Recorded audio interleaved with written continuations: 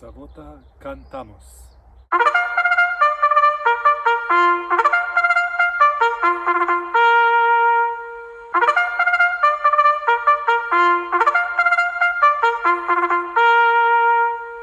Hey guys, this is Old Son Danny broadcasting from Vilnius, Lithuania, and today I want to talk to you about the Savotta Kantamus, the new rucksack, the new 40-liter rucksack from Savotta. Now I know that there are already several videos on the Kantamus, so I'm not going to repeat what has been said before. Instead, I want to just cover three things.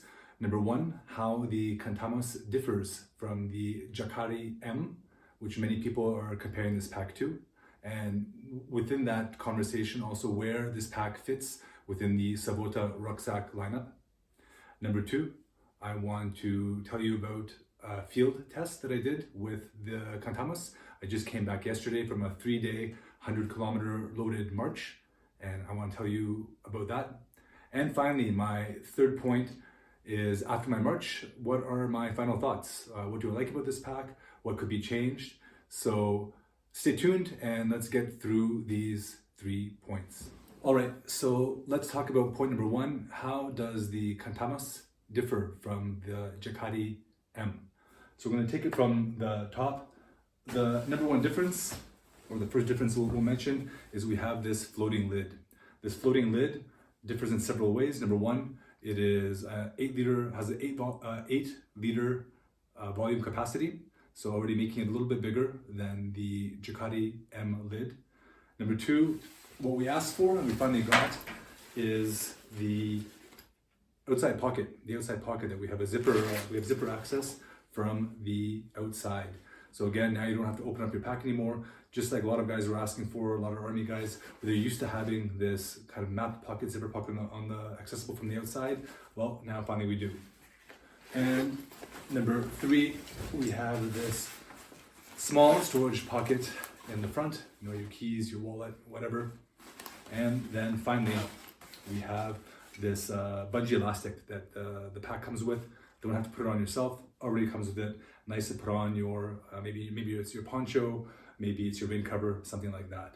So first difference being the lid.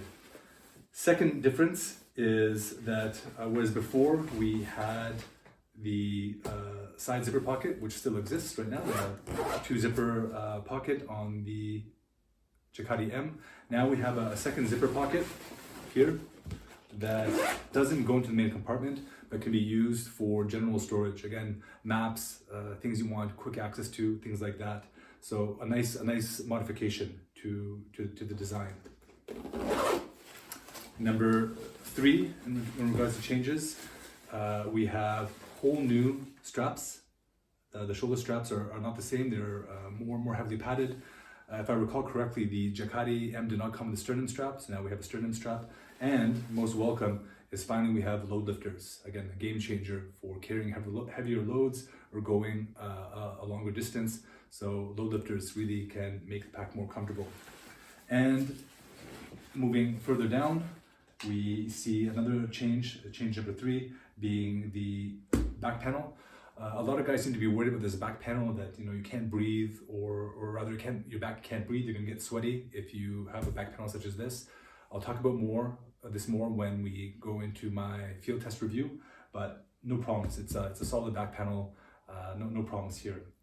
Finally, point number 4, I suppose it is, we have a redesigned belt. So more padding on the belt compared to the Jääkäri M. We have a redesigned buckle. Okay, with the easy release, and also we have the tightening mechanism that tightens with an outward pull. Okay, so you just pull on the outside and it tightens, making the tightening more easier, or rather easier while you're on the go.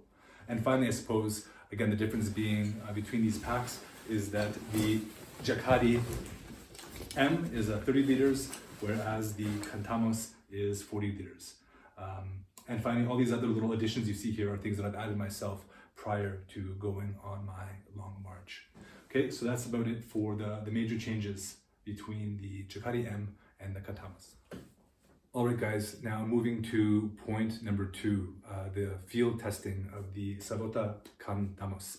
So my philosophy for testing kit and recommending kit is that really, if you want to field test any sort of equipment that is mission critical, be it on a trek or military operations or what have you, that the minimum really is 3 days that you have to go with that kit.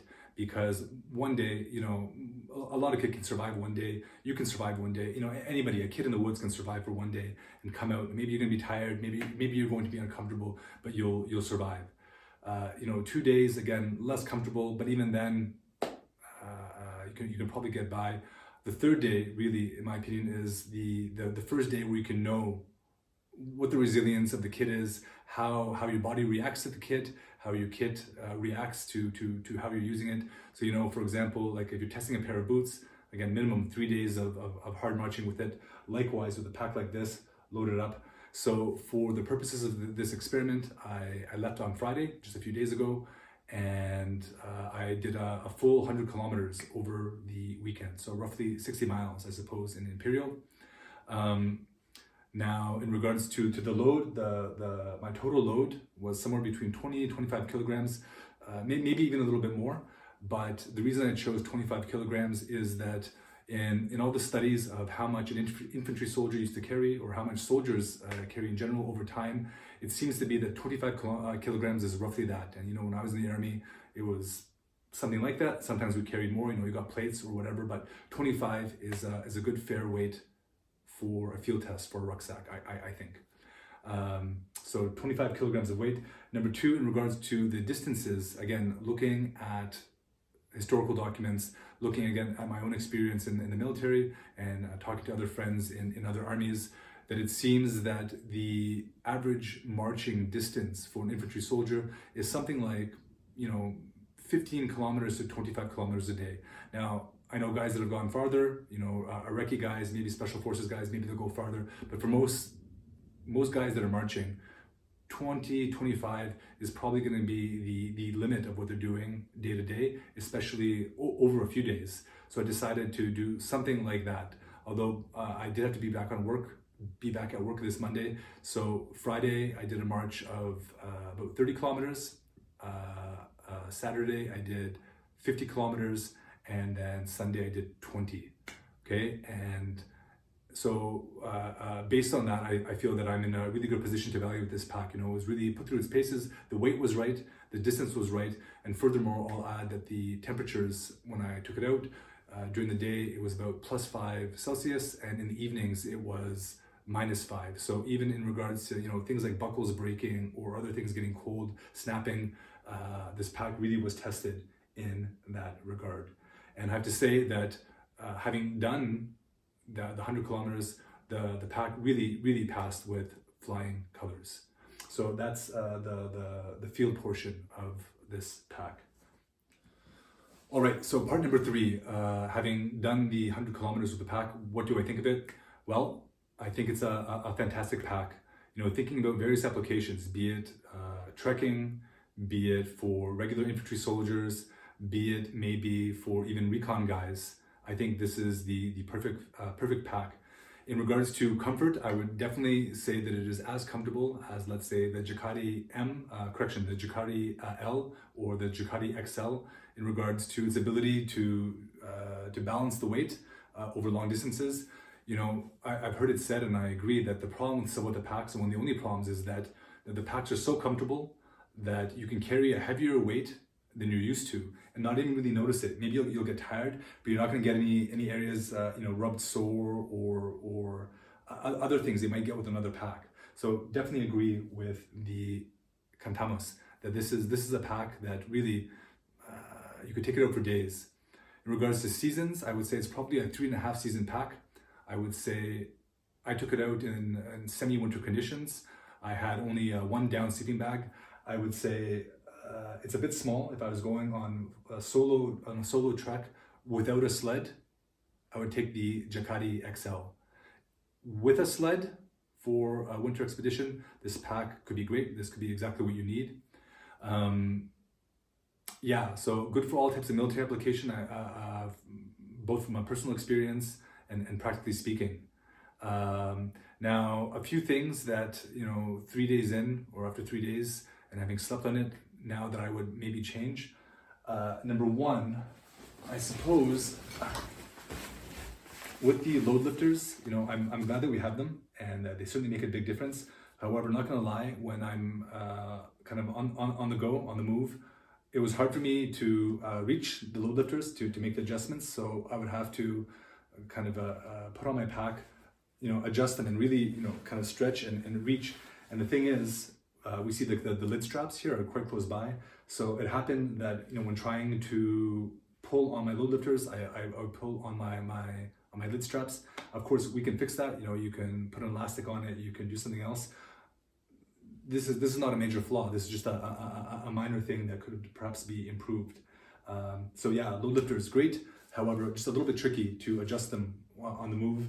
Definitely need to adjust them before we start moving. And so yeah. Number two, this was not an issue for me. I'm just the right size for this. For the record, I'm about 82 kilograms and 183 centimeters. So no adjustment needed to be made in regards to the height of the straps. However, if you are really, really short or really, really tall, I suppose you could have an issue with the load lifters. But for an average man, an average person, I think the straps are fine. You don't need more adjustment abilities for those straps. Okay, the only other really small point that I have, and it's really a minor point, is that I really like to have my canteen, my water bottle on my belt. I don't like to have it on the back. I like to have usually a hydration pouch, and then with some just kind of plain water on the side. And now with these, with this belt, it was possible for me to attach the not the Savotta, well, I suppose it's the Savotta, but sold by Varusteleka medium-sized pouch. I would have typically an Nalgene here. I've got my titanium cup, but there is no PALS webbing here. So any sort of moldy things, I attached this and it stayed for the duration of my march, but there was some jiggle. It wasn't completely firmly attached. So those are really my only criticisms, I would say, or not even criticisms, but small points to improve, being the load lifters, getting them confused with the lid straps, and the small thing about the PALS webbing on the belt. All right, so that concludes my review of the Savotta Kantamus 40-liter pack. I hope you enjoyed my review, and I hope for some of the guys that really need kind of mission critical kit or kit that won't fail, I hope that you got something out of my review, because again, I used to do that job. I was in the infantry many years ago. I think the testing that I did is exactly what you would want to do before buying such a pack like this, or that you would want to hear about before buying such a pack like this. So I meant to state in the beginning, I guess the question is, where does this pack fall in within the Savotta lineup? I would say that in my own mind, for a regular day pack, I actually really like the Varusteleka CP15. I think for a day pack, really, what do you need for a day pack, right? A little bit of food, a little bit of water, and maybe some warmer clothing. But, a day pack, for me, a day pack is, you're not going to be spending the night with a day pack. And so the CP15 is great. Speaking about day packs, I think the problem was with the Jääkäri M is that it was in that spot that was in between day pack and in between kind of a multi-day pack.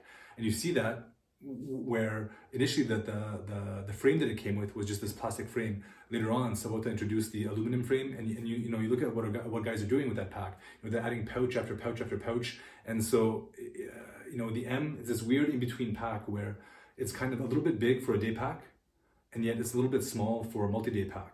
And so that's where I think the Kantamus really comes in, where the Kantamus, you could use it as a day pack if you wanted to, but really it shines. It shines in that area where, in between the Jääkäri M and the Jääkäri L, I would say even, to be honest, that this pack is so good, especially in summer or temperate conditions. This could completely replace your Jääkäri L.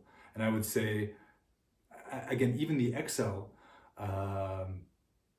unless you're bringing lots of food, or what are you putting into that pack that's going to make it so big? This is just a fantastic pack, really.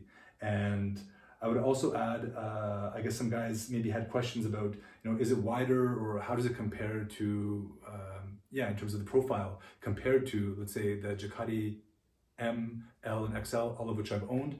I would say I think it's a little bit wider. I know that in the inside you can fit in a Savotta 6-liter, the 6-liter pouch can fit inside, which I think is like 35 centimeters, something like that. So Savotta can confirm.